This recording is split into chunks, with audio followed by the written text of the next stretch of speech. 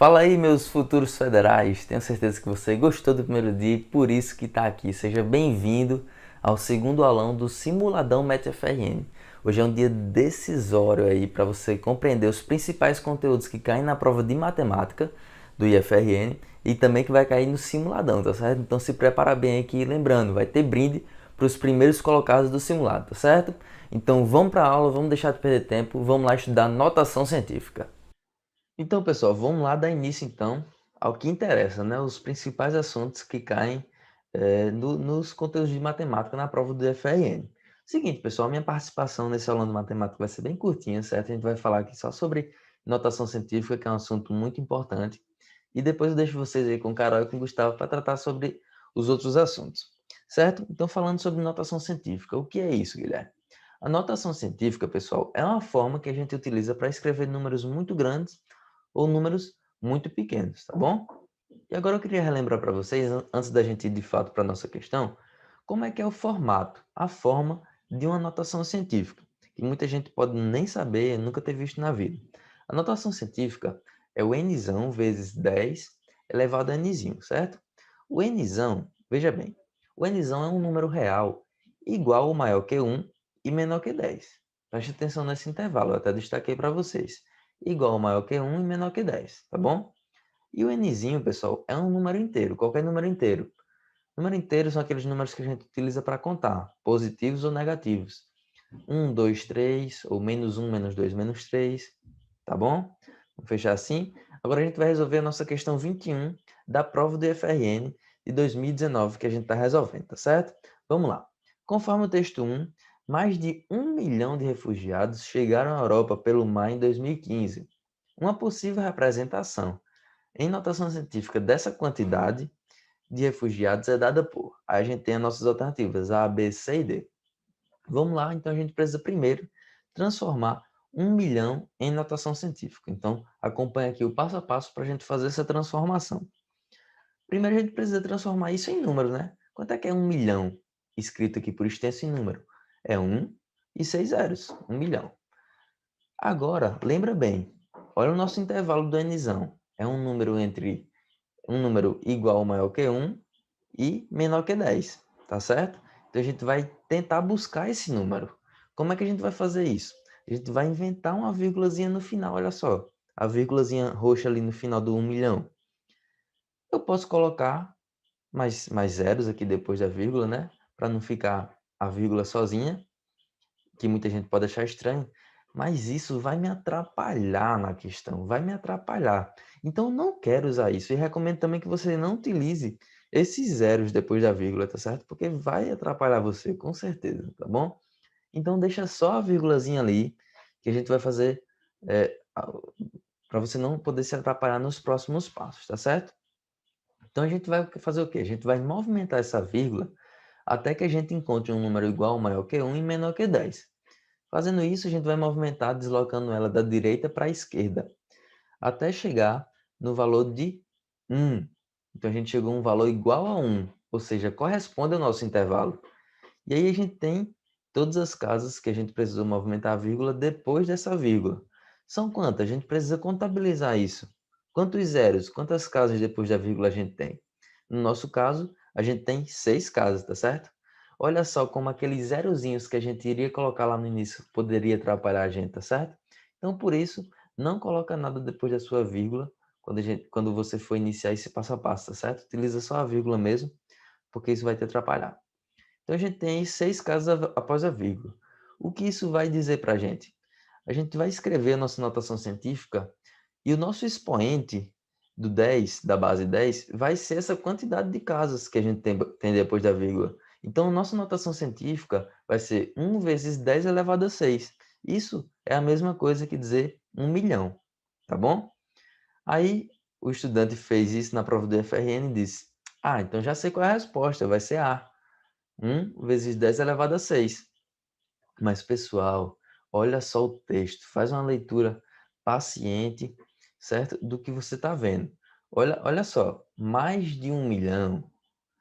Olha a pegadinha que a FRN colocou para você. Se o estudante não leu isso de forma paciente, certo? Com certeza ele errou. Tenho certeza que muitos estudantes erraram essa questão. Então, ele quer uma representação em notação científica de um número que seja maior que 1 milhão, e não 1 milhão. Por isso, então, a gente deve anular, né? A gente deve descartar esse nosso item A, essa alternativa A, tá bom? Então, a gente descarta logo ela para não confundir a gente. E aí a gente vai fazer uma avaliação das outras alternativas. Olha só a alternativa C. A gente tem 10 elevado a 5. Só que a gente viu na nossa transformação que para ter 1 milhão é 10 elevado a 6. Então, se ele elevou a 5, esse valor vai ser menor que 1 milhão, tá bom? Então, já não é nossa alternativa. Precisaria ser um 6 ou maior que 6. E a nossa alternativa D também é menor que 6, é um 4, também é menor que 1 milhão. Então, sobra para a gente a alternativa B, 1,2 vezes 10 elevado a 6. Está nas casas dos milhão, tá certo? Isso representa para a gente 1 milhão e 200 mil, escrevendo isso por extenso, né? Aí a gente já fez uma transformação contrária. Ao invés de transformar um número em notação científica, a gente transformou a notação científica em um número decimal. O que é que a gente faz? A gente Da mesma forma que a gente movimentou a vírgula da direita para a esquerda, agora a gente vai movimentar a vírgula da esquerda para a direita, para ver qual é esse número. Então, no nosso caso é 1 milhão e 200, tá certo, pessoal? Espero que você tenha entendido essa parte da notação científica. Eu considero que seja fácil, certo? Cai bastante, com certeza vai ter na sua prova do FRN vai ter uma questão de notação científica. Deixo vocês agora com o Carol e com o Gustavo, para que vocês possam ver os outros principais conteúdos de matemática que caem na prova do FRN. Não esquece de tirar aquela foto, tirar aquela história e postar, para a gente repostar no nosso Meta FRN, certo? Marca a gente, que está começando agora o aulão de matemática. Espero que vocês já estejam gostando. Não quero nada de som, tá certo, pessoal? Vamos adiante. Um abraço a todos. E aí, galera, que bom que você está de volta aqui no nosso segundo dia do nosso aulão, e hoje chegou a vez de matemática, né? A nossa queridinha matemática, que não pode ser esquecida. Hoje fiquei aqui pelo meio, mas enfim, vocês já tiveram a parte de Guilherme. Se quiserem descansar agora um pouquinho, descansem, porque agora a gente vai, começar. A gente vai ver um pouquinho uma questão sobre geometria, a gente vai ver questão de porcentagem, de escala e de densidade demográfica, que são razões especiais muito importantes. Vamos ver a questão de teorema de Pitágoras e também vamos ver uma questãozinha de regra de três compostas. Todos esses conteúdos são muito importantes no exame de seleção. Eles caem praticamente todo ano. Então vamos lá, vamos resolver, vamos se preparar para o nosso simulado e para o exame de seleção. Vem comigo. Então, pessoal, a primeira questão, o primeiro conteúdo que a gente vai ver vai ser sobre regra de 3. Regra de 3 é uma figurinha certa. Toda a prova do exame de seleção tem uma questão de regra de 3, seja ela simples ou composta. Essa questão que a gente vai responder, vou logo adiantando para vocês, que é uma regra de 3 composta. Ela é um pouquinho mais difícil, por isso até que eu escolhi ela para vocês, porque esse aqui é o pior caso que vocês podem se deparar. Então, vocês já ficam aí preparados. E aí, fazendo uma introdução, né, sobre o que é regra de 3. Quando a gente fala em regra de 3, a gente está falando em grandezas.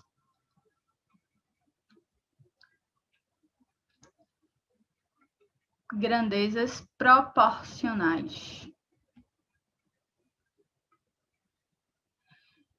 A gente faz uso da regra de 3 quando a gente tem um par de grandezas, pelo menos um par de grandezas, em que a gente não conhece alguma dessas grandezas. E a gente quer descobrir, e aí a gente utiliza o artifício da regra de 3.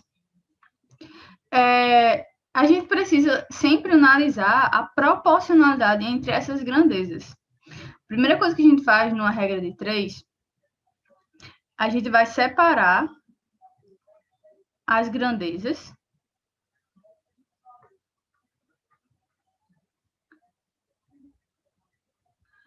e depois a gente vai fazer uma análise da proporcionalidade dessas grandezas. Por exemplo, se numa questão a gente tem duas grandezas, como tempo e velocidade,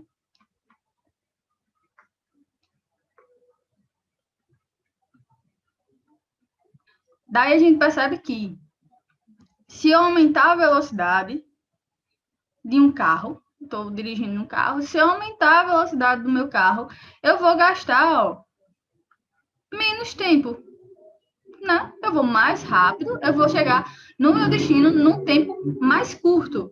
Ou seja, se eu aumento a velocidade, o tempo diminui, por exemplo. Então, se eu aumento um e o outro diminui, quer dizer que eles são inversamente proporcionais. Entendeu, galera? Por outro lado, se eu tivesse a mesma grandeza aqui, tempo, e agora eu vou ter aqui a grandeza distância. Vamos fazer a mesma analogia com o carro. Se eu passar mais tempo dirigindo, eu vou percorrer uma distância maior. Mais tempo dirigindo, quanto mais eu dirijo, mais eu ando, uma distância maior eu vou percorrer. Então, tempo e distância são grandezas diretamente proporcionais, porque quando eu aumento uma, a outra aumenta. Essa é uma análise que a gente sempre tem que fazer. Então, depois que a gente separar as grandezas, do jeito que eu disse aqui, separou, a gente vai fazer essa análise, e aí a gente parte para resolver a regra de 3. Resolver o problema. Essas são as etapas que a gente tem que fazer. Vocês vão perceber que depois que a gente separa as grandezas e faz análise de proporcionalidade, resolver a regra de 3 é muito simples. Então, vamos lá para a questão, porque aí eu vou explicando esse passo a passo e já vou resolvendo essa questão com vocês, tá bom? Segundo o texto 1 dessa prova, né, que a gente já sabe que é a prova de 2019, a Unesco criou um curso para as escolas de jornalismo e mídia, o Reporting Migration with a Focus on Refugees. Reportar a imigração com foco nos refugiados, em tradução livre. Suponha que em determinado mês, 200 alunos, a gente tem aqui a primeira grandeza, alunos, 200 alunos se inscreveram para o curso e que, estudando 8 horas por dia, a gente tem aqui a segunda grandeza, horas estudadas por dia, eles produzem todos juntos 40 artigos. Tá aqui, terceira grandeza, 40 artigos em um único dia, né? 40 artigos por dia. Por razões indeterminadas, 80 desses estudantes saíram do curso e a jornada de estudo passou a ser de 6 horas diárias. Suponha também que o ritmo de estudos e a produção de artigos de cada aluno continue o mesmo. Nessas condições, o número de artigos produzidos por dia, produzidos em um dia, passou a ser de. Percebeu aqui? Se a gente tivesse apenas duas grandezas, a gente teria uma regra de 3 simples. Aqui a gente tem 3 pares de grandezas, e aí a gente já parte para a regra de 3 composta. Vocês percebem que a gente tem aí, né, como eu falei, vou até grifar de novo aqui, 3 grandezas. A gente tem aqui as grandezas alunos, as grandezas horas trabalhadas por dia e a grandeza artigos produzidos por dia. Dia aqui, né? Artigos produzidos por dia. E aí ele vai dar para a gente 2 cenários, um inicial e um depois. E aí, nesse segundo cenário, está faltando uma das grandezas, que é a quantidade a produção de artigos de cada aluno por dia, né? O número de artigos produzidos em um dia. Essa grandeza está faltando. Mas como a gente tem todas as outras, a gente consegue encontrar ela. Para a gente ganhar tempo, eu já peguei essas grandezas e dividi aqui em uma tabelazinha. O que foi que eu fiz? Eu peguei aquelas grandezas, alunos, horas dia e artigos por dia de cada um dos cenários e coloquei aqui, agrupei nessas colunas. Todas essas colunas, vocês percebam que elas têm a mesma grandeza. Essa primeira coluna aqui é a nossa situação inicial, né? E essa segunda coluna aqui é a nossa situação final. Eu só queria chamar a atenção aqui uma coisa para vocês. Eu vou até voltar lá no enunciado. Perceba que ele fala que eles tinham 200 alunos e saíram 80. Então, Então, eles passam a ter 200 menos 80. Então, no meu cenário 2, né, no meu cenário final, a gente tem aqui, ó, 120 estudantes, certo? 120 alunos. Essa é a informação que eu queria grifar. Não é 80. Não são 80 que a gente tem. 80 saíram. A gente vai ficar com 120, porque a gente tinha 200 antes. Essa é a informação que ele trouxe pra gente. Então, né, como eu tinha dito, essa daqui é a nossa situação inicial. Vou colocar aqui um i e essa daqui é a nossa situação final. Então, o que é que eu fiz? Só agrupei aqui as grandezas. E aí, como eu falei, né, o primeiro passo é agrupar as grandezas, separar as grandezas de mesmo tipo e depois a gente vai fazer análise de proporcionalidade entre elas. O que é que a gente quer achar? A gente quer achar artigo, né? A quantidade de artigos por dia. Então, a gente vai comparar essas outras grandezas com artigos por dia. O que é que a gente vai ter? Aqui a gente tem a grandeza horas-dia, né? Horas trabalhadas, horas estudadas por esses alunos. Se a gente aumenta as horas que esses estudantes vão produzir, né, vão estar disponível a cada dia, se eles vão passar mais horas trabalhando por dia, obviamente eles vão produzir mais artigos por dia, né? Então essas duas grandezas aqui são diretamente proporcionais. E aí a gente vai analisar essa grandeza alunos. Se eu tenho mais alunos trabalhando, se eu tenho mais alunos lá trabalhando, produzindo artigos, eu vou ter mais artigos sendo produzidos.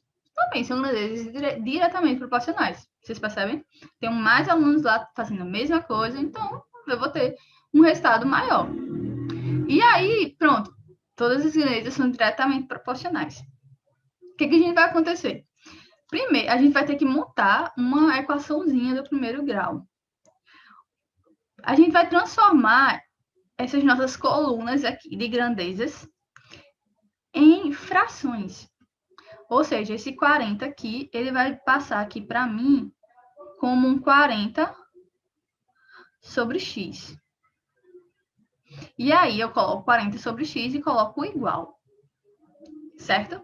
Sempre a gente faz isso. E aí depois eu vou preencher essas duas outras.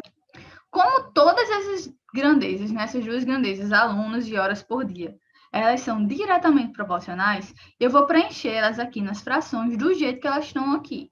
Ou seja, eu vou ficar com 200 sobre 120 e eu vou ficar com 8 sobre 6. Eu só faço preencher do jeito que está aqui. O que vocês devem atentar é que a grandeza que eu quero conhecer, né, que eu não sei, o meu x, ele vem antes da igualdade. E todas as outras grandezas, elas ficam depois da igualdade e elas ficam com o sinal de multiplicação aqui entre elas. Essa é a regra da regra de 3 composta. É assim que a gente monta. E aí, depois que eu monto, fica fácil. Só basta eu isolar aqui, fazer um negóciozinho aí e a gente acha o x, né? É uma equaçãozinha do primeiro grau. Eu queria só fazer um adendo aqui para vocês. Eu vou fazer e depois eu vou apagar. Não é, mas digamos que se essa grandeza aqui fosse inversamente proporcional, se eu subisse a quantidade de horas e diminuísse a quantidade de artigos produzidos, e que não acontece, o que mudaria na nossa equação aqui é o seguinte. Eu vou repetir aqui as outras, certo? 200 sobre 120. Se elas fossem inversamente proporcionais, quando ela viesse aqui para a equação, ela viria trocada. O que está embaixo vai para cima, o que está em cima vai para baixo. Eu ficaria com 6 sobre 8. Isso é o que muda se a grandeza for inversamente proporcional. Não é o caso da gente, certo? Isso aqui nunca vai ser inversamente proporcional. Sempre que eu aumentar a quantidade de horas por dia, eu vou aumentar a quantidade de artigos. Eu só quis trazer isso aqui como um exemplo, porque se vocês se depararem com uma questão desse tipo, lá no exame de seleção, vocês já sabem que vai ter que fazer essa trocazinha, tá bom? Então, vamos lá, vamos continuar e vamos voltar aqui e resolver a nossa equação. Vocês sabem que quando a gente tem frações multiplicando, a gente multiplica tanto em cima quanto embaixo. Então, eu vou repetir aqui, ó, 40 sobre x. Aí, eu vou fazer 200 vezes 8, 120 vezes 6. repetir aqui, eu vou ficar com 40 sobre x. Essa conta aqui vai ficar 1.600 sobre 720. E aí, aqui eu posso realizar aquela nossa multiplicação em x. Eu vou ficar aqui 1.600 vezes x é igual a 40 vezes 720. Aí eu vou ficar aqui 1.600 vezes x, já estava até esquecendo do x, é igual a 28.800. E aí, esse 1.600 que está multiplicando, ele pode passar para cá dividindo. Eu vou ficar que x é igual a 28.800 dividido por 1.600. E aí, vocês podem fazer de forma simplificada, cortar aqui os zeros, e vocês chegam no resultado que x é igual a 18. Né? Esse x aqui que a gente estava procurando é igual a 18. 18 artigos por dia, que é a letra C. Percebam que é exatamente o resultado que a gente esperava, né? Porque eu diminuí a quantidade de alunos, né, que estavam lá produzindo, diminuí a quantidade de horas que eles iriam produzir por dia, e, obviamente, eu só podia esperar que a minha quantidade de artigos produzidos por dia também diminuísse. E ela diminuía em mais da metade, né? Ficou só 18. Percebam que depois que a gente faz a análise, né, como eu disse, não fica tão difícil, né? A gente só precisa resolver essas continhas. E aí a gente chega nessa equação. E a gente chega facilmente no resultado que estava faltando, que é o x. Isso aí vocês podem fazer para qualquer tipo de grandeza que seja proporcional, tá bom? Isso aqui é a figurinha certa no exame de seleção. Próxima questão que a gente vai resolver é uma questão de geometria, que envolve, a gente vai precisar de um pouquinho de noção de geometria plana e de geometria espacial, mas essa questão aqui é uma questão bem simples, tá bom, galera? Vocês vão ver que ela não é uma questão difícil. Então, vamos lá, é a questão 34 desse exame. Uma alternativa empregada pela Prefeitura de Berlim, na Alemanha, para receber famílias de refugiados foi de criar vilas feitas com containers em formas de paralelepípedo reto. Os containers usados têm medidas de base apoiadas no solo, aproximadas de 6 de comprimento por 2,24 de largura. Isso aqui é da base apoiada no solo. A área do terreno ocupada por cada container que irá abrigar uma família é. Ele quer saber a área desse container. Eu já trouxe aqui desenhado, a prova não trouxe, mas eu trouxe aqui para guiar a gente o que é esse paralelepípedo reto. Né? Eu trouxe aqui até a figurinha, porque você já deve ter percebido que desenho a mão livre não é muito a minha praia, né? O paralelepípedo reto é essa figura aqui de 3 dimensões que forma um paralelepípedo. Eu acho que vocês conhecem o paralelepípedo da vida de vocês, né? Inclusive aquele paralelepípedo que a gente tem na pavimentação das ruas, né? De muitas ruas que não são asfaltadas, usam a pavimentação com paralelepípedo.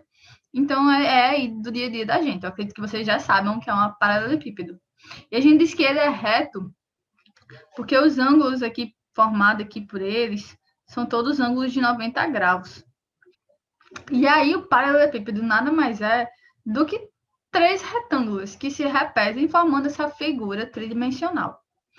O que é que acontece? Aqui, a gente tem um retângulo aqui na frente. Ó, vai ficar torto, já tá ficando torto.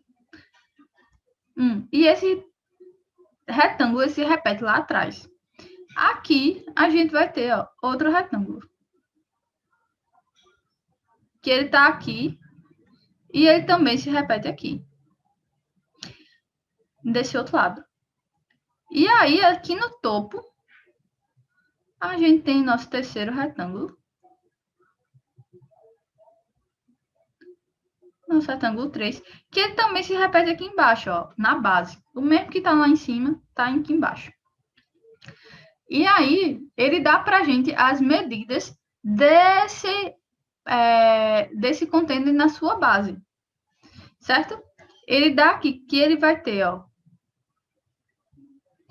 esse comprimento igual a 6 metros. E essa largura aqui, ó, na base, ou seja, esse pedaço aqui que está em contato com o solo, digamos que aqui é solo, né? De 2,4. E ele quer saber a área ocupada por cada container, né? A área do solo do terreno, essa área aqui que está em contato com o terreno, essa área da base. Então, nada mais é do que a área desse retângulo. Por isso que eu disse que essa questão ia envolver para a gente essa ideia de geometria espacial e também de geometria plana. Porque a gente precisava entender, né, que o paralelepípedo reto ele é formado por esses retângulos, e a gente precisava entender que na base dele vai ter um retângulo, que nada mais é do que uma figura plana. E aí, não sei se vocês lembram, mas a área do retângulo, que é uma figurazinha assim, ela é dada por base vezes altura. Base vezes altura. Mas esse aqui a gente usa essa nomenclatura de base vezes altura quando a gente está lidando com um retângulozinho aqui em pé, né? Nesse caso aqui ele não está em pé, ele está deitado, né? Está no chão, ele está um negócio assim, ó. E aqui é o chão, né? Aqui é o solo. Então, ele mudou aqui a nomenclatura. Em vez de chamar de base e altura, como a gente geralmente chama, ele chamou aqui de comprimento, que eu vou chamar aqui de C, e de largura, que eu vou chamar aqui de L. Mas, no fim, é a mesma coisa. O que a gente quer saber, o que a gente vai fazer é pegar essa medida aqui e essa, e multiplicar, e a gente tem a área. Tá bom, galera? Então, vamos substituir os valores. A área do meu retângulo vai ser 6 vezes 2,4. Muito fácil, vocês vão fazer aí, vai dar uma pausa se quiser para fazer essa continha, que a gente chega aqui no valor de 14,4 metros quadrados, né? Esse valor aqui ele deu em metro, esse aqui também, então a gente fica aí com 14,4 metros quadrados, que é a letra D. Fácil, né, galera? Que vocês não podem errar lá no exame de seleção, hein? Vocês já estão sabendo. E aí, galera, essa questão aqui é uma das mais legais dessa prova, viu? Como eu grifei aqui, a gente vai ter que ter dois conceitos com ela. A gente vai trabalhar porcentagem e densidade demográfica, certo? A gente vai brincar com esses dois conceitos. Ela é bem completa, então vamos lá, vamos tentar responder ela. Um país que recebe refugiados tinha uma população de 10 milhões de habitantes. População de 10 milhões de habitantes. E uma densidade demográfica de 80 habitantes por quilômetros quadrados. Após receber imigrantes equivalentes a 20% de sua população, a densidade demográfica desse país mudou para... Então, galera, antes de falar de porcentagem, né, que é a segunda parte da questão, vamos responder essa primeira parte da questão.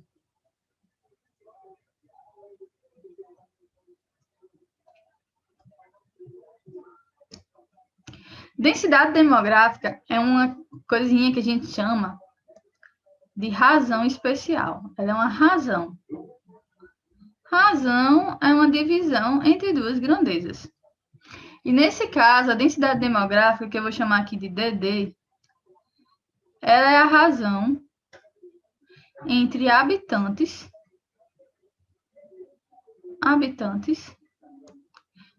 por área. Certo? E aqui, no nosso caso, ele nos deu essa densidade demográfica e ele nos deu essa quantidade de habitantes. E aí, como a gente tem essas duas grandezas, a gente consegue achar a área. A gente tem aqui, ó, que 80, que é a densidade demográfica, é igual a 10 milhões de habitantes. 10 milhões são 6 zeros, tá bom? Milhões são 1, 2, 3, 1, 2, 3. São 6 zeros. Então, vou colocar aqui, ó, 6 zeros. E aí, fica faltando a gente achar a área, que eu vou chamar aqui de A. Então, a minha área, A, ela é igual a 10 milhões dividido por 80. E aí a minha área ela é igual a 125 mil quilômetros quadrados. Por que quilômetro quadrado, viu, galera? Aqui eu coloquei 10 milhões de habitantes. Aqui eu tinha habitante também. E aqui eu tinha habitante. E aí, a grandeza que estava faltando é quilômetro quadrado. Percebam que a minha área, a área de um país, geralmente, né? Geralmente ela não muda. É muito difícil a área de um país mudar, né? Antigamente, quando a gente tinha aquelas guerras, brigas territoriais, né? Um país conquistava outro, aí a área mudava constantemente. Mas no nosso contexto atual, a área do país é algo que a gente tem constante, não muda a área de um país, né? Já hoje no mundo já está tudo bem divididinho, tudo bem definido. Só se tiver algum evento aí extraordinário. Então a gente vai guardar aqui essa área. Só que aí ele traz uma informação para a gente que essa densidade demográfica vai mudar, né? A densidade demográfica desse país mudou. Se a densidade demográfica mudou, mas a minha área constante, o que mudou para mim foi a minha população. E aí ele diz que ele recebeu um aumento populacional aqui, ó, de 20%. Ele recebeu imigrantes, né, um aumento na população, porque o imigrante passa a fazer parte da população, de 20%. Então, o que é que vai acontecer? Que vai aqui vai ser, essa aqui foi a primeira parte da questão. Eu vou responder aqui a segunda parte. Se ele tinha 100% da população, ele já tinha 100% da população. Aí ele recebeu mais 20% da população. Ou seja, ele passou a ter 120% da sua população. Ele já tinha 100 e ele recebeu 20%. Né? Essa aqui é o novo percentual da sua população. Se a população desse país era 10 milhões, eu preciso multiplicar por 120% para saber qual é a nova população. Porque 120% é um negócio que a gente chama de fator multiplicativo.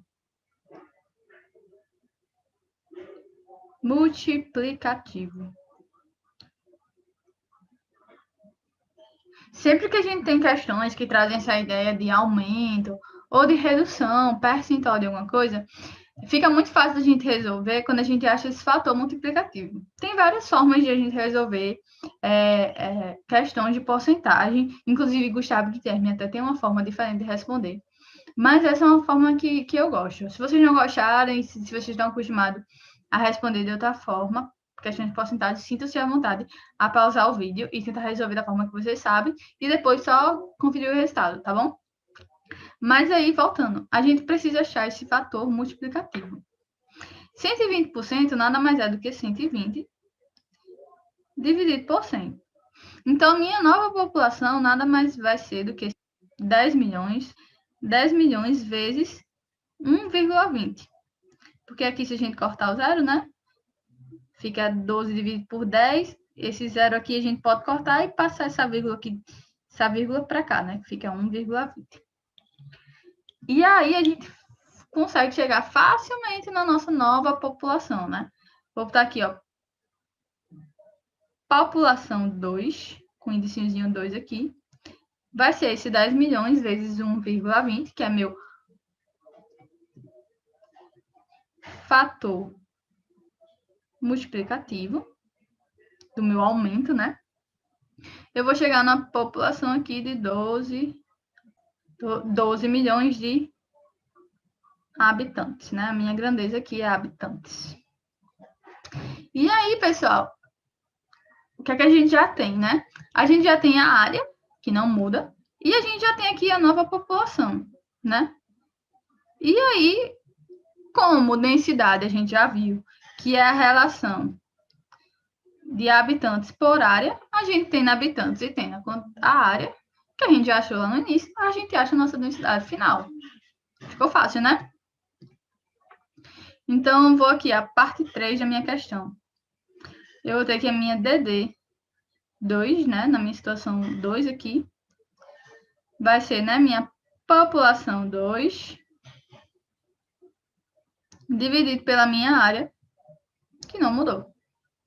Né? Vou só substituir aqui os valores na minha população. Nesse segundo cenário, né? Vai ser 12 milhões. A minha área continua mesmo 125 mil. E aí, basta a gente fazer essa divisãozinha aí. Vocês podem cortar os zeros para ficar melhor. Eu já vou dar esse resultado a vocês, mas eu aconselho vocês a treinarem, tá bom? Confiram aí, vai que eu tenho errado. Eu acho que não, mas... esse resultado, pessoal, eu já tinha feito aqui antes. É 96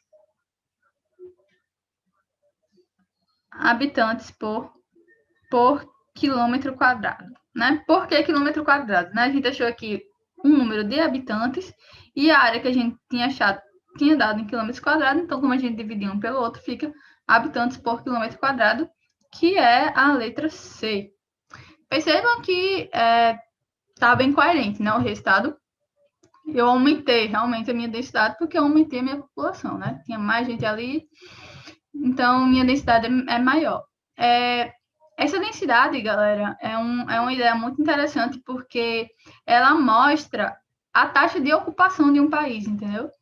Porque tem muitos países que têm muita população, mas que são países pouco povoados, porque não tem uma densidade demográfica grande. Esse país aqui é bastante povoado, porque a cada quilômetro quadrado tem quase 100 pessoas, entendeu?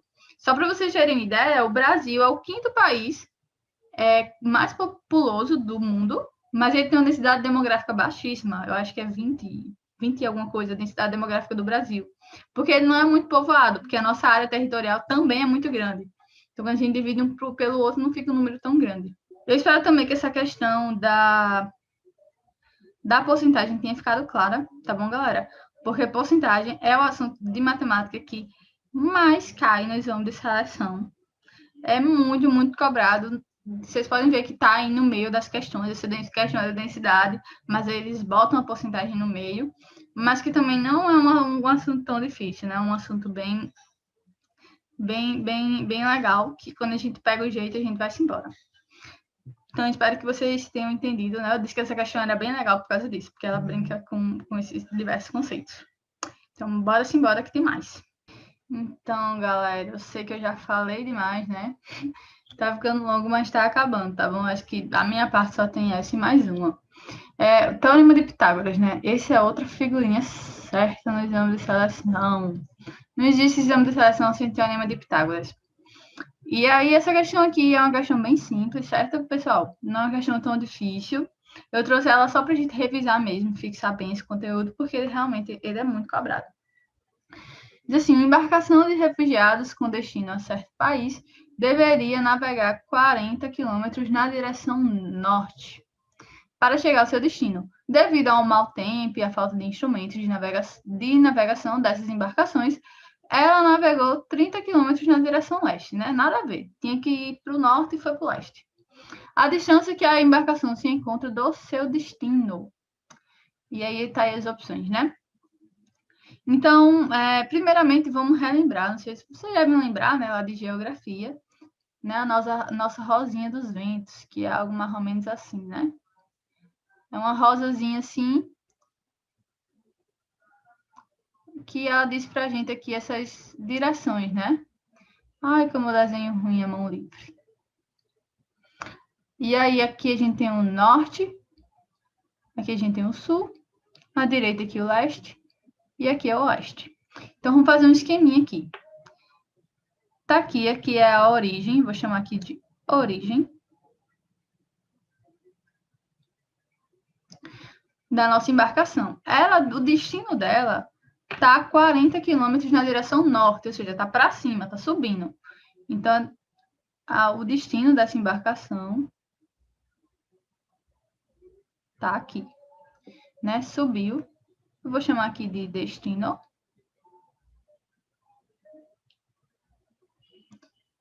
E essa distância aqui, né, é 40 quilômetros.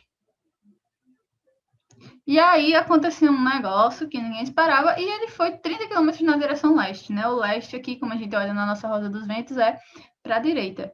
Então, ele pegou e andou aqui, ó, 30 quilômetros para a direita. Eu vou chamar aqui de atual. Vou chamar aqui de posição atual.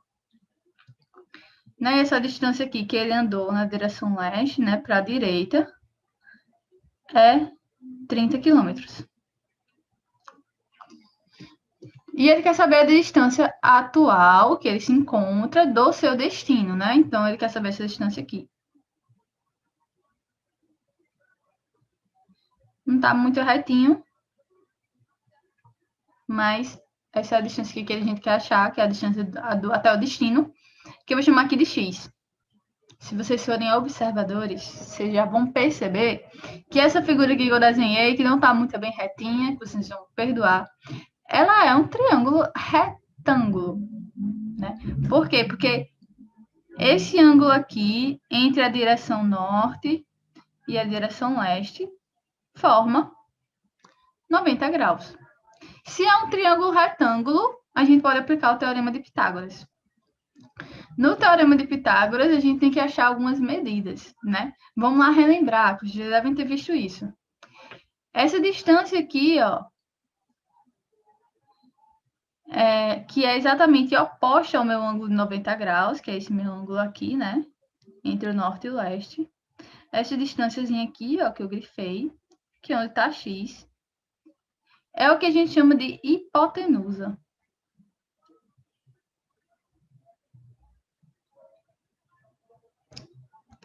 E essas duas outras distâncias aqui, essa e essa, são os, eu vou trazer aqui para o lado, são os catetos. E aí, o teorema de Pitágoras diz para a gente o seguinte, que a hipotenusa ao quadrado, que eu vou chamar aqui de hip, ao quadrado, é igual à soma dos quadrados dos catetos, ou seja, é igual ao cateto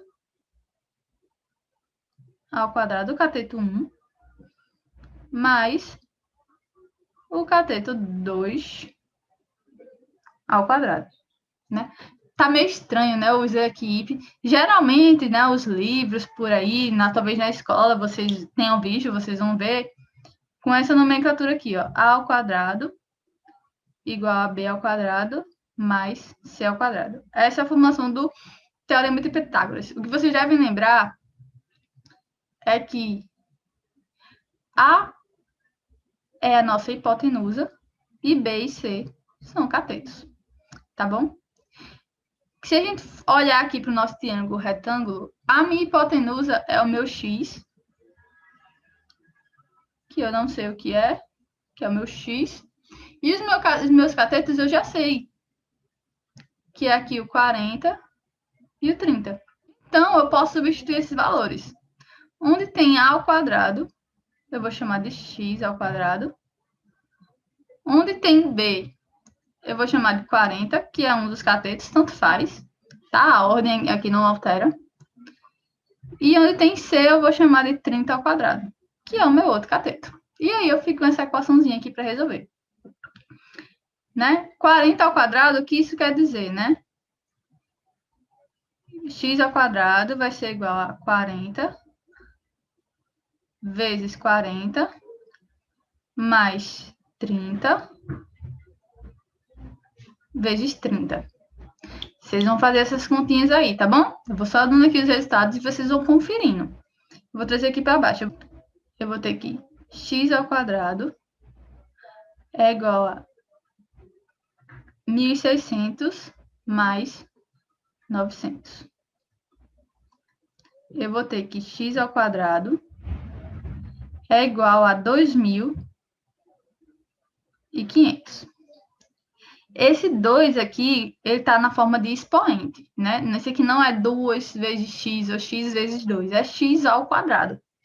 Então, quando eu tenho um expoente, esse expoente ele passa para o outro lado como uma raiz. E nesse caso aqui, né, se é 2 ao quadrado, eu vou passar aqui como uma raiz quadrada. Então, eu vou ter que x é igual a raiz quadrada de 2.500. Esse aqui é uns 5, viu? Ficou parecendo 3, mas é uns 5. De 2.500, que vocês vão fazer as continhas e vocês vão ver que o x é igual a 50. 50 é o quê, né? A gente estava aqui trabalhando com quilômetro.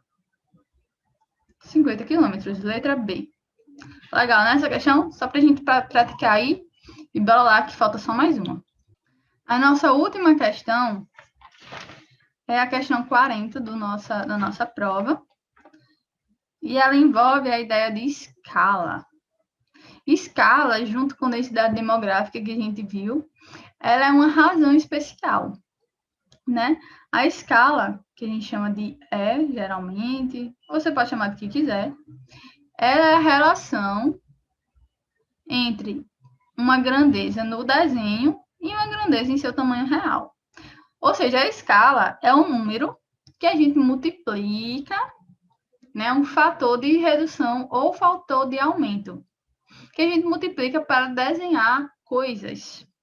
Ou seja, se eu tenho aqui o Brasil, né? O Brasil é uma forma mais ou menos assim.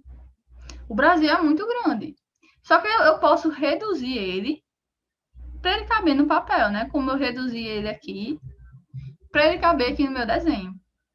E aí eu uso uma escala de redução, né? Geralmente essas escalas de redução, elas são um sobre algum número muito grande, que eu vou botar aqui vários x.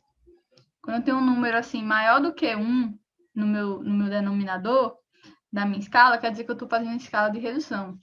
Mas aí a gente pode também ter escalas de outro tipo, escalas de ampliação, né? Se eu tenho, por exemplo, um prego, né? Um prego é um objeto pequeno e às vezes a gente quer ver uns mecânicos, né, que trabalham com isso, querem ver o prego em visão ampliada para ver o tamanho das suas ranhuras ou algo do tipo, né? Ele quer vir aqui e desenhar o prego assim bem grande. Então, aqui a gente faz uma escala de ampliação, né? Essa escala de ampliação, geralmente, é alguma coisa, algum número maior que 1 sobre 1. Eles usam esse formato invertido. Isso aqui não vai servir muito para a gente, eu estou trazendo só a título de curiosidade, para vocês saberem que existem esses dois formatos de escala, né? E aí, como eu falei, né, a escala, ela vai trazer essa medida do desenho, que a gente chama de desenho, sobre o tamanho real, que a gente chama de desão. Ou seja, é uma razão que vai dividir, né, o tamanho do desenho sobre o tamanho real, desão. Sempre é isso. E esses números de escala sempre representam isso, o tamanho do desenho sobre o tamanho real. Então, sabendo disso, vamos aqui resolver essa questão, a gente vai trabalhando junto e vendo como a gente resolve essas questões de escala. Que cai muito, gente, cai muito. Em uma consulta a um mapa cartográfico da Síria, o mapa cartográfico da Síria, quando a gente vê assim, mapa cartográfico, já lembra de escala, né? Cuja escala é 1 para 3 milhões, ou seja, né, um denominador aqui maior do que 1, né, muito maior, 3 milhões, então a gente tem uma escala de redução, né? Que é o que a gente espera, né? A Síria é um país, então eles estão reduzindo o tamanho da Síria para caber dentro do papel, dentro do mapa. As cidades Damasco e Alepo distam entre si em linha reta aproximadamente 10 centímetros. Então, a distância no desenho entre Damasco e Alepo é 10 centímetros. Então, aí ele deu para a gente aqui a escala. Deixa eu só grifar aqui, né? Ele deu para a gente a escala e ele deu para a gente a distância no desenho, que é 10 centímetros. Aí, um novo mapa dessa mesma região será construído em uma outra escala, numa escala de 1 para 2 milhões. Continua sendo uma escala de redução, mas é uma escala diferente. Então, o que vai acontecer? A de minha distância, no papel, ela vai mudar. Ó, nesse novo registro cartográfico, a distância aproximada em centímetros, considerando a linha reta entre essas cidades, será. Ou seja, como eu disse, Se eu mudei a escala e a minha distância real é a mesma, a minha distância no papel vai mudar. Porque a distância real é a mesma, né, gente? Ele está falando aqui da distância entre Damasco,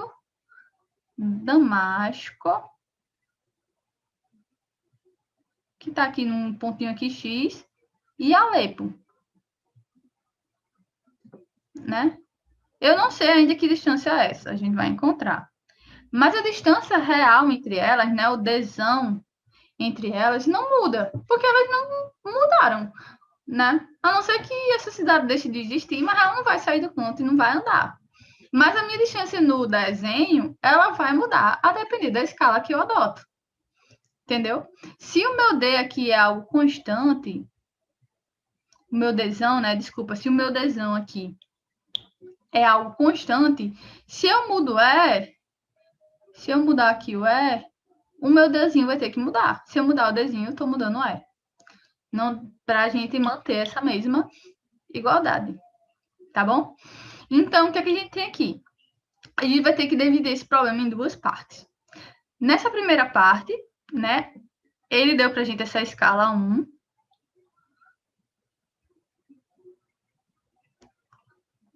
De 1 para 3 milhões. E deu para a gente essa distânciazinha 1 no desenho, que é 10 centímetros.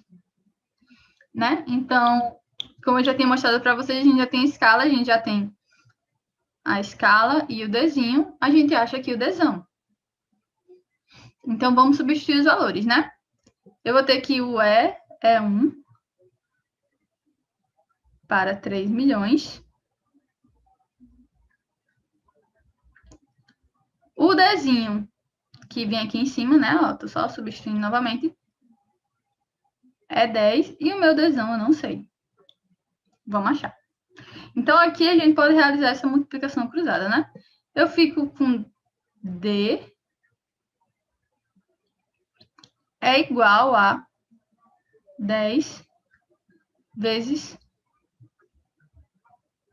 3 milhões. Ou seja, o meu Dzão vai ser igual a 30 milhões. Que unidade de medida é essa? Essa unidade de medida é centímetros. Ficou grande, né? 30 milhões. Nossa, parece um negócio muito longo. Mas é 30 milhões de centímetros, né? Quando a gente geralmente mede distância entre cidades, a gente mede em quilômetro, né? Mas aí, como a distância da gente no desenho era 10 centímetros, esse desenho que a gente achar também vai estar em centímetros. Porque a escala ela não tem unidade. Então, a unidade do desenho tem que ser igual à unidade do desenho. Nesse caso aí, 30 centímetros. Eu não vou transformar essa unidade, tá bom, pessoal? Vou deixar essa unidade de 30 centímetros, porque no final aqui, ó, ele pede essa distância no desenho em centímetros também, tá bom? Então, vai ser um pouco chato trabalhar com esse número grande, eu sei, mas vamos ficar com ele por enquanto, tá bom? Depois vocês vão ver que vai dar para cortar os zeros, vai facilitar. Eu vou só fazer uma limpeza aqui nessa tela para a gente ir para a parte 2 dessa questão. Então, bora lá, tá acabando. Só recuperando aqui os valores do enunciado. O enunciado deu para a gente uma escala inicial de 1 para 3 milhões, uma escala final de 1 para 2 milhões, e o tamanho real ela não deu, mas a gente acabou de achar, que foi o nosso Dzão, né? Que foi de 30 milhões de centímetros. E aí, né, o que ele pedia para a gente era exatamente a distância D2 nessa escala final, que eu vou chamar aqui de Dzinho 2, tá bom?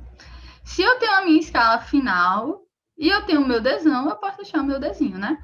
Porque lembrando que escala é Dzinho sobre Dzão.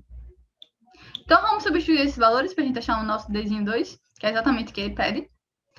Então, substituindo os valores. A minha escala aqui agora vai ser 1 para 2 milhões. O meu valor aqui de E. O meu Dzinho eu não sei. E o meu tamanho real, o meu Dzão, que a gente achou antes, é 30 milhões.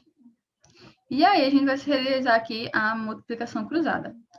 eu vou ter que 2 milhões vezes D, né? Aqui vezes D, é igual a 30 milhões. Esse 12 milhões aqui está multiplicando, passa dividindo, né? Eu vou ficar aqui Dzinho. É igual a 30 milhões dividido por 2 milhões. E aí a gente pode cortar aqui esses zeros. Corta aqui todinho, vai-se embora. E a gente fica aqui, ó, com 30 sobre 2, né? Que 30 sobre 2 é uma continha bem fácil, que vai dar igual a 15. 15 o que, galera? 15 centímetros, que era exatamente a unidade que a gente tinha achado aqui anteriormente, né? E aí a gente chega facilmente na letra C.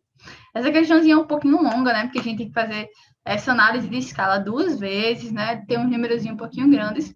E a gente corre, às vezes, o risco de se perder.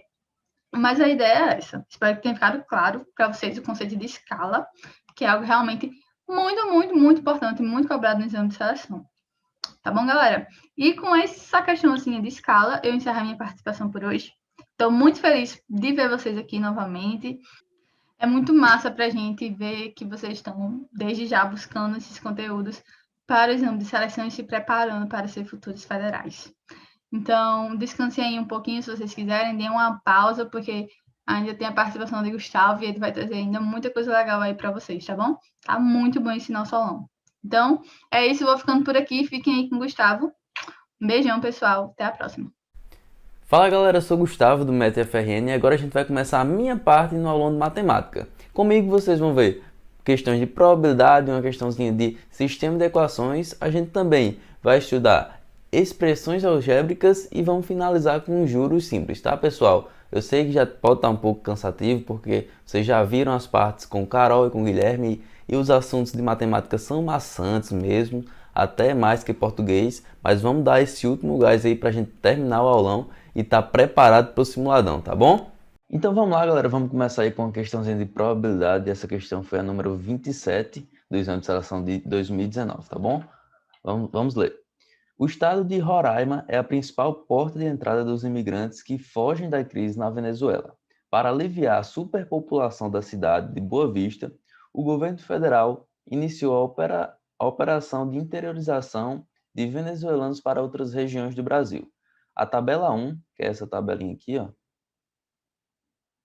mostra a distribuição de um grupo de 189 venezuelanos, entre homens e mulheres, em 3 cidades do Brasil. Escolhendo-se ao acaso uma pessoa desse grupo, a probabilidade dessa pessoa ser do sexo feminino e ter sido distribuída para João Pessoa é igual a 10 sobre 23 avos, 10 sobre 63 avos, 10 sobre 69 avos, 10 sobre 108 avos. Então vamos lá, galera. Sempre que vier uma questãozinha de probabilidade, ela vai ser facilmente identificada. Por quê? Porque no enunciado já vai dizer para você, como eu grifei aí, probabilidade. Então, toda vez que vier a probabilidade, a gente vai ter que remeter a uma fraçãozinha que, na maioria das vezes, vai nos dar a nossa resposta. E que fração é essa, né, Gustavo? Olha, vou escrever para vocês. A probabilidade de alguma coisa acontecer vai ser o número de casos favoráveis dividido pelo número de casos possíveis. Calma que eu vou explicar o que é cada um deles. Primeiro, o que é o número de casos favoráveis, né?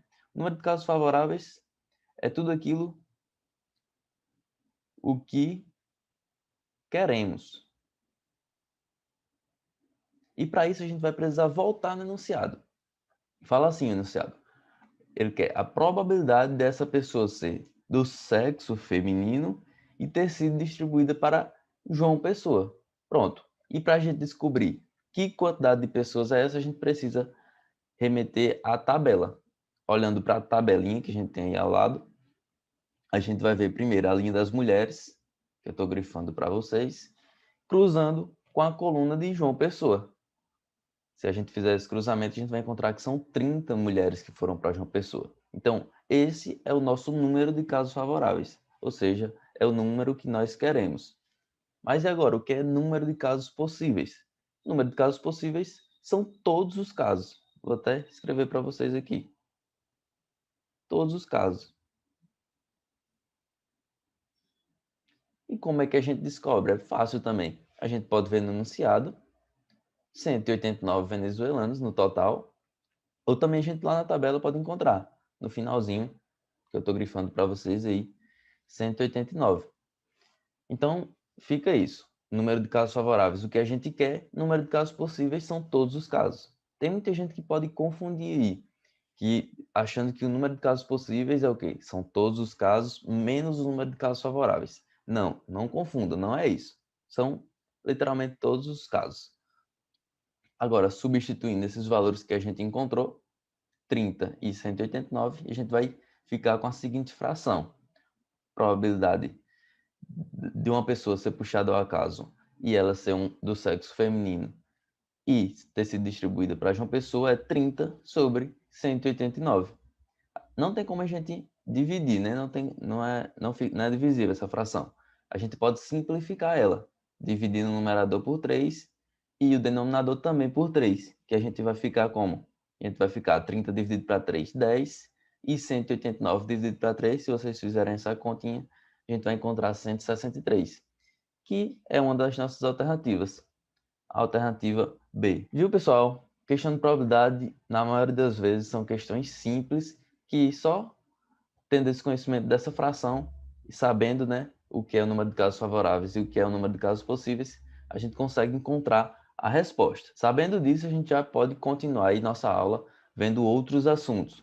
Nossa próxima questão vai ser de sistema de equações, que é um pouquinho mais complicado que as questões de probabilidade. Então, olha só, uma questãozinha de sistema de equações. Galera, essa questão é complicada.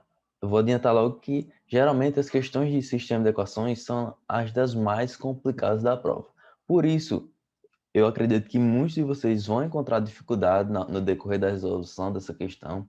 E eu espero que vocês, se não entenderem, estudem mais um pouco como é que a gente trabalhou essa questão, estudem mais o conteúdo de sistema de equações, estudem um método que a gente vai utilizar para resolver, para depois vocês voltarem na resolução que a gente fez aqui para poder compreender melhor. Eu sei que muitos de vocês vão ter dificuldade no decorrer que eu for resolvendo, tá bom? Até porque a gente está num aulão, então não tem como eu detalhar muito. Vai ficar mais fácil se vocês já tiverem visto esse conteúdo e tiverem só acompanhando comigo. Mas vamos tentar resolver, vou tentar resolver da forma mais didática possível para vocês conseguirem entender o máximo. Vamos lá. Leia o trecho abaixo para responder a questão.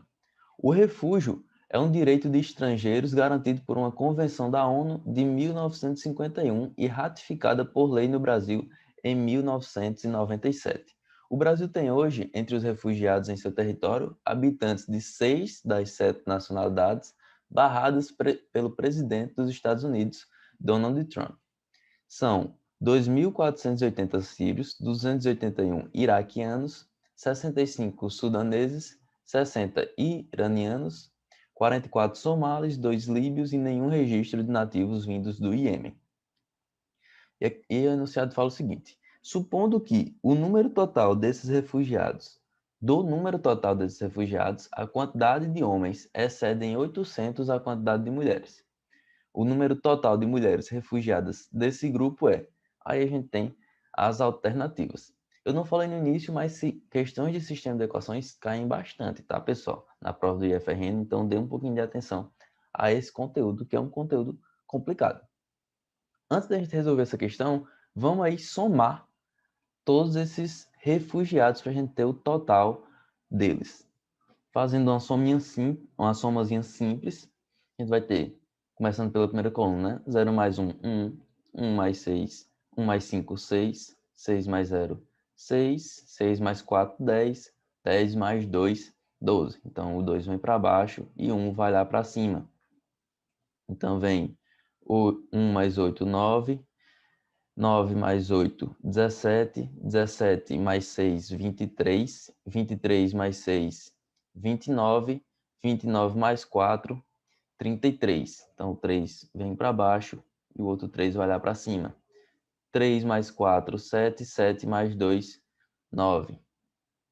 E o 2 sozinho baixa e a gente vai ter aí o total de refugiados, 2.000 2.932 refugiados, tá bom? Agora a gente vai, de fato, montar o nosso sistema de equações. O que é montar um sistema de equações? É a gente conseguir elaborar duas equaçõezinhas com duas incógnitas. A gente vai chamar as incógnitas de x e de y. A gente vai fazer um combinado aqui, um trato.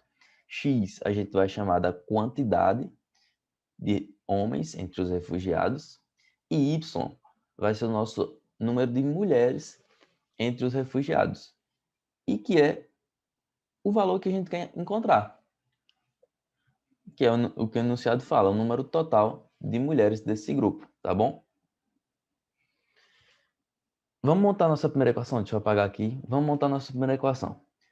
Sabendo que o número total de refugiados é 2.932, a gente tem, entre os refugiados só vai ter homens e mulheres, então x mais y é igual a 2.932. Simples, não é?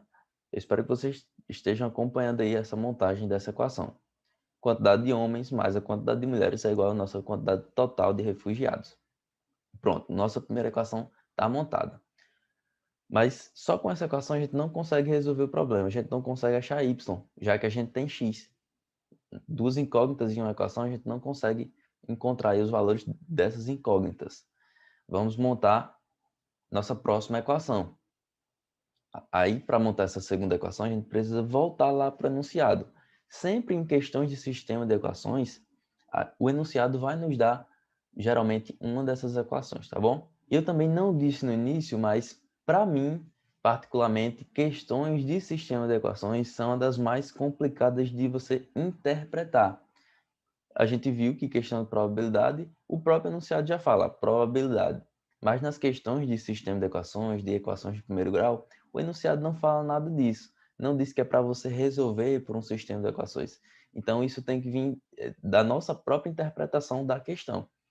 Geralmente, quando você tem dificuldade de interpretação, essa questão pode ser uma questão aí de equação ou de sistema de equações. Vamos lá montar a nossa próxima equação, né? A nossa próxima equação a gente vai remeter, como eu falei, ao enunciado. Vou grifar para vocês o que o enunciado fala. A quantidade de homens excede em 800 a quantidade de mulheres. Ou seja, se a gente pega a quantidade de homens, que é x, menos a quantidade de mulheres, y, a gente vai ter 800, que é a nossa segunda equação. X menos y igual a 800. Pronto, montando nossas duas equações, a gente tem um sistema. E para representar um sistema, a gente coloca, como eu vou colocar aí, ó, uma chavezinha, que isso representa que a gente tem um sistema de equações. Existem dois métodos para resolver um sistema de equações. Existem três, mas a gente foca aqui, a gente foca no estudo em dois, que é o método da adição e o método da substituição. Hoje, a gente vai estudar o método da adição. O método da substituição vai ser conteúdo de outro aulão, porque não tem como, a gente não tem tempo de explicar os dois aqui e ia bagunçar muito a cabeça de vocês. Vamos para o método da adição, né? O método da adição é o quê? É literalmente somar essas duas equações. Por quê? Porque a gente vai perceber que a gente vai conseguir anular uma dessas incógnitas, que é o que a gente quer. Sempre para resolver um sistema de equações, a gente tem que anular uma incógnita para poder achar a outra.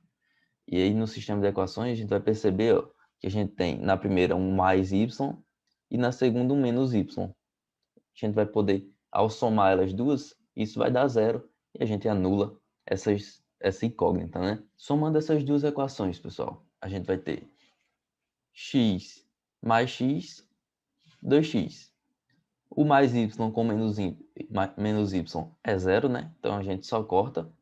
O igual permanece e a gente soma aí esses números após a igualdade. Se você fizer essa soma, 2.932 mais 800, a gente vai ter aí 3.732. Pronto, a gente tem aí agora o resultado da nossa soma do sistema. E agora o que é que a gente faz? 2x igual a 3.732. Basta resolver essa equaçãozinha, que agora a gente tem uma equação do primeiro grau, que a gente vai encontrar o valor de x. Para resolver uma equação de primeiro grau, a gente precisa isolar a incógnita. Então, a gente isola o x de que forma aí? Tá vendo esse 2 que está multiplicando o x? A gente vai passar para o outro lado com a operação inversa da multiplicação, que é a divisão. Que vai ficar o seguinte, então, x vai ser igual a 3.732 dividido por 2. Se você fizer essa divisão, que lá na hora da prova você vai ter que fazer à mão uma divisão como essa, então estudem matemática básica, estudem divisão com vírgula, que isso é muito importante, antes de vocês estudarem sistema de equações, tá? Se a gente fizer essa divisão, a gente vai encontrar que x, né, que é a nossa quantidade de homens, é igual a 1.866. E como eu disse, x é a quantidade de homens, como a gente fez aquele trato lá no início, né? É a nossa resposta? Não, porque o enunciado pede o quê? O número de mulheres refugiadas.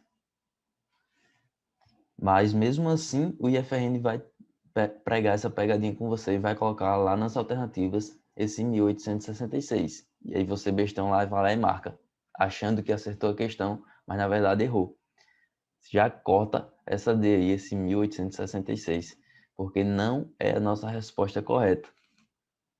Como é que a gente faz para encontrar agora o nosso Y? A nossa quantidade de mulheres, né? É só voltar ao enunciado lá, que fala o seguinte, que a quantidade de homens excede em 800 a quantidade de mulheres.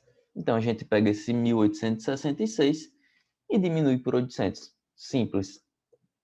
No final a gente encontra que Y, que pelo nosso trato é a quantidade de mulheres, é igual a 1066. A alternativa A é a nossa alternativa correta, tá legal?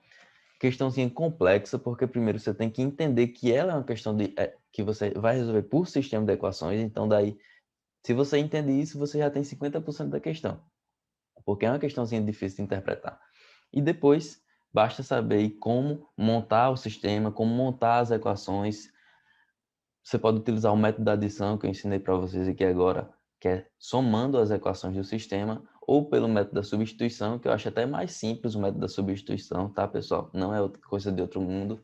Se vocês tiverem tempo, estudem depois também o método da substituição, que vocês vão ver que a gente vai encontrar também o mesmo resultado que a gente encontrou pelo método da adição.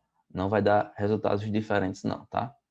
Portanto, a gente montou aí nosso sisteminha, fez a soma para conseguir anular ondas incógnitas, depois encontrou aí uma equaçãozinha do primeiro grau que foi fácil de resolver e a gente achou o valor de uma das incógnitas. Não era a nossa resposta correta, então a gente precisou achar o valor da outra incógnita já sabendo do resultado de x. A gente só consegue achar o valor da segunda incógnita depois que a gente sabe o valor da primeira, tá? Então, é uma questãozinha complicada, difícil de acompanhar, inclusive, para explicar de uma forma tão rápida assim como no aulão. Eu acho que quem conseguiu acompanhar foi quem já viu questões do tipo, mas estudem, anotem aí como a gente resolveu, para depois vocês voltarem e clarear mais a mente de vocês, tá? Então, bora para a nossa próxima questão, que é uma questãozinha de expressão algébrica. Essa é mais fácil. Então, vamos ler a questão 32 da prova. Para explorar assuntos de matemática em um trabalho sobre o Comitê Internacional da Cruz Vermelha, os alunos utilizaram o símbolo oficial desse comitê. Na figura 1, é possível visualizar a figura 1 essa aqui, as medidas da cruz que compõem o símbolo da entidade escolhida, cujos segmentos são de tamanho x milímetros e y milímetros. A expressão algébrica, olha aí, que determina a área sombreada da figura em milímetros quadrados é dada por 2xy mais x ao quadrado, 2xy mais y ao quadrado, 4xy mais x ao quadrado ou 4xy mais y ao quadrado, galera. Como a gente não tem nenhuma equação que nos dê essa fórmula da cruz inteira, a gente vai repartir em figuras que a gente conhece a área, que é de quadrados e retângulos, que é mais fácil, fica mais fácil para a gente. Então a gente vai pegar toda a cruz aí e vai começar a repartir em áreas conhecidas, já que ele dá todas as dimensões dela, né? A gente pode formar esse primeiro quadrilátero aí, que a gente vai chamar de 1. O 2, esse na extremidade direita. Vou repartir também lá em cima. Vou chamar do quadrado 3, né? E esse por debaixo vou chamar de 4. E o do meio a gente chama de 5, tá bom? E aí a gente vai começar, eu vou começar a dividir esses quadriláteros aí. Percebam que o 1, o 2, o 3 e o 4, eles têm as mesmas dimensões. Fica fácil ver na figura. Olha só, uma dimensão deles sempre é x e outra dimensão sempre é y. Vamos escrever aqui então. Olha só, 1, 2, 3, 4.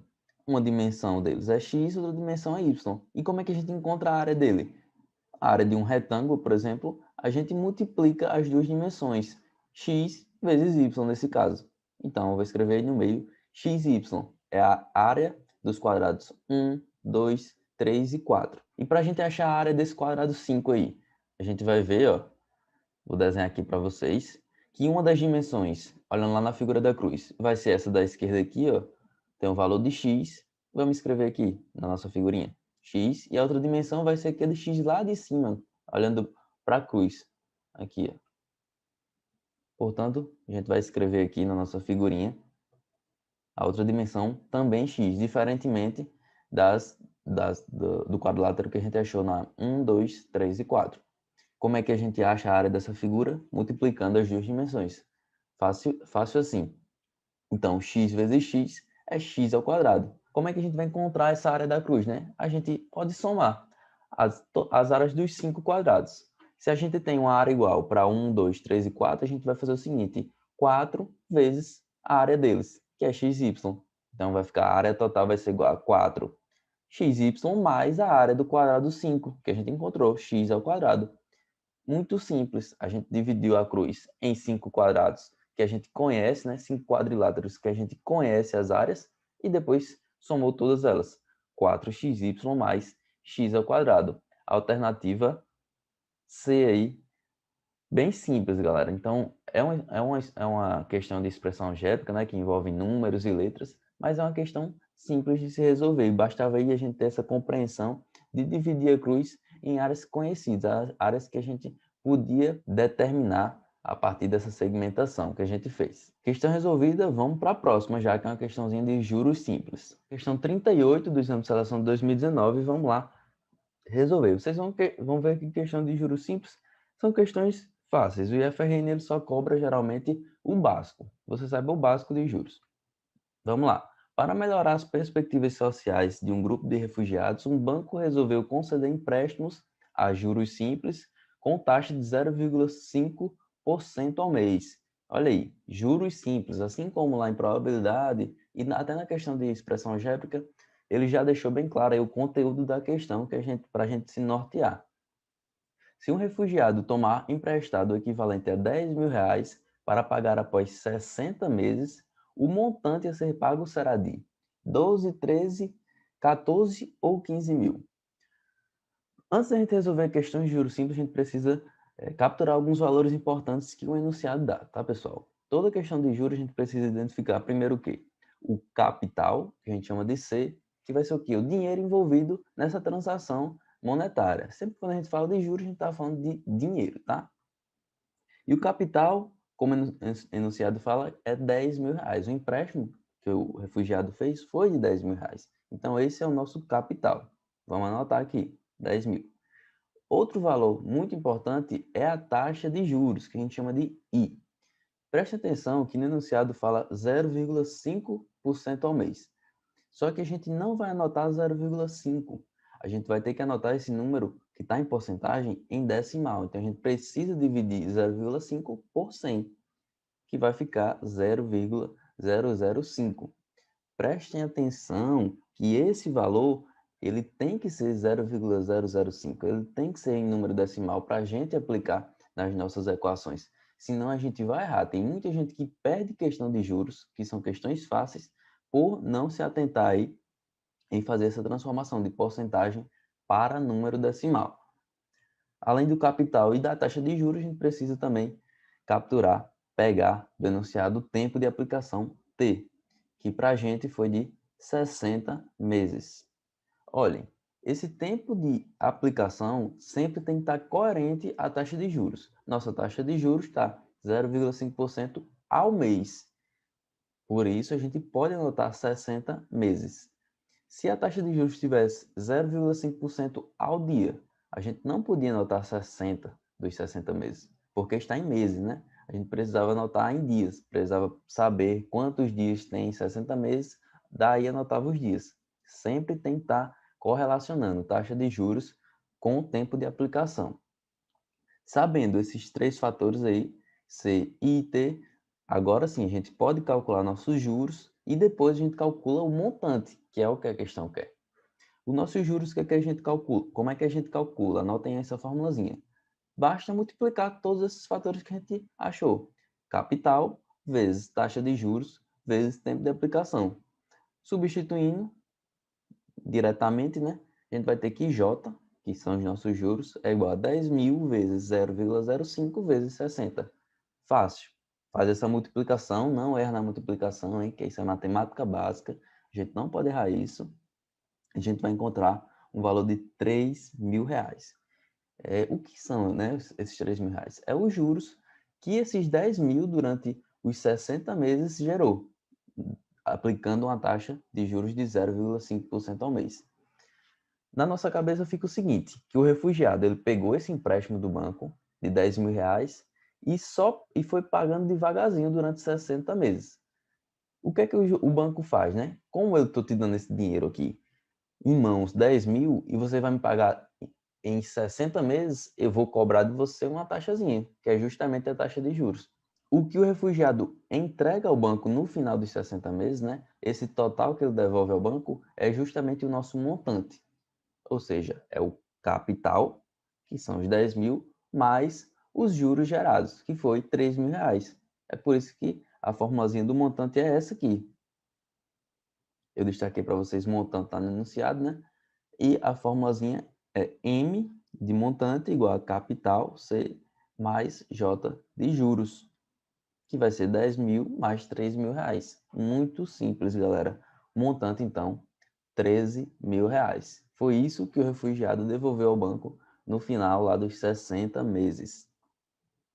Alternativa B. Viram aí, né, galera? Essa questão de juros é muito simples e geralmente as questões de juros do IFRN seguem esse mesmo padrão. Você tem que compreender o básico para poder resolver. A gente finaliza aqui o nosso aluno de matemática. Eu deixo com vocês essa frasinha motivacional para vocês se inspirarem, né, a estudar tanto para o simuladão, que é amanhã, como também para a prova do IFRN. É que comece acreditando que é possível. Eu sei que muitos de vocês estão iniciando agora os estudos para a prova do IFRN, que é lá no final do ano, e dá tempo de estudar muita coisa, dá tempo de estudar tudo e sobra tempo ainda, tá? Então, vocês têm que começar acreditando que é possível. Se um dia eu, Guilherme, Carol, a gente foi federal, foi porque a gente acreditou no nosso potencial e a gente acredita no potencial de vocês. Isso é muito importante. Se você não acreditar em você mesmo, quem vai acreditar? Então, comece acreditando que é possível, que você é capaz. Eu tinha um professor que falava: nós somos capazes de aprender tudo. E eu concordo com ele. Basta a gente sentar a bundinha na cadeira, abrir o livro, abrir o caderno e começar a estudar. E estudar no nosso ritmo, sabendo que a gente é capaz, tá, galera? Então, eu deixo essa frasinha com vocês para encerrar os nossos aulões e bom simuladão para vocês. Não se preocupem com a nota do simuladão, é só o início do estudo de vocês. Tem muito tempo ainda para estudar e para melhorar nesses resultados, tá legal? Até a próxima, pessoal. Bom simuladão para todos.